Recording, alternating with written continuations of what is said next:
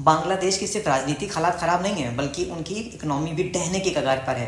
बांग्लादेश के top industrialist ने बांग्लादेश की सरकार को चेताया है कि जिस तरह से देश में पावर और गैस प्राइसेस चल रहा है, उससे लोकल इंडस्ट्री बस खत्म होने वाली हैं, जिससे फैक्ट्रियां बंद होंगी और बड़े पैमाने पर लोगों को नौकरी से निकाला जाएगा। उन्होंने सरकार से कहा है, देश में इस समय स्थिति टिकिंग टाइम बॉम्ब जैसी है और उसके जिम्मेदार सिर्फ वही हैं।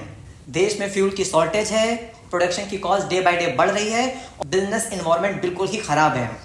यही चलता रहा तो देश में लोग भूखे मरने की स्थिति आ जाएगी। बीटीएमए के डायरेक्टर खुर्शाद आलम ने कहा है, ऑलरेडी ढेर सारी फैक्ट्रियां बंद हो चुकी हैं। क्या ये सरकार का फेलियर नहीं है कि वो गैस और इलेक्ट्रिसिटी तक मुहैया नहीं करा पा रही है?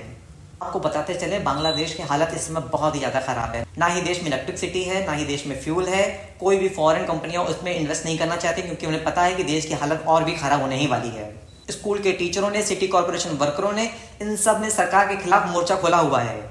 और अभी खबर आई है कि बांग्लादेश के आर्मी चीफ वकारुज्जमान कभी भी देश की सरकार का तख्ता पलट कर सकते हैं। वे 90 दिनों तक वेट नहीं करेंगे इलेक्शन होने का। उससे पहले कभी भी बांग्लादेश में कुछ भी हो सकता है। अगर हालात ऐसे रहे तो बांग्लादेश में तख्ता पलट कोई नई बात नहीं होगी। अभी शेख हसीना को हटाया गया था, अब मोहम्मद यूनिस। बांग्लादेश कहीं ना कहीं पाकिस्तान के ढर्रे पर ही चल रहा है। अच्छा खासा देश फिर से बर्बाद हो गया। एक समय लग रहा था कि बांग्लादेश तरक्की की राह पर है, कुछ अच्छा हो रहा है, पर जैसे ही कमान देश में कट्टरपंथियों के हाथ में लगी, देश का बेड़ा गर्क होना शुरू हो गया। और ये भारत के लिए एक बुरी खबर है। तुम्हें याद दिला दें, 1972 के वॉर के बाद बड़े पैमाने पे बांग्लादेशी नागरिक भारत आ गए थे, जिसमें देश की संसाधनों पे बोझ बढ़ता है। हालांकि अभी भी बहुत ही बड़ी आबादी बांग्लादेश नागरिकों की भारत में रहती है और यह भारत के लिए एक सिर दर्द है। और अगर बांग्लादेश के हालात और ख़राब हुए तो ये संख्या और बढ़ने ही वाली है। हमें जल्द ही इसका कुछ स्थायी बंदोबस्त करना पड़ेगा।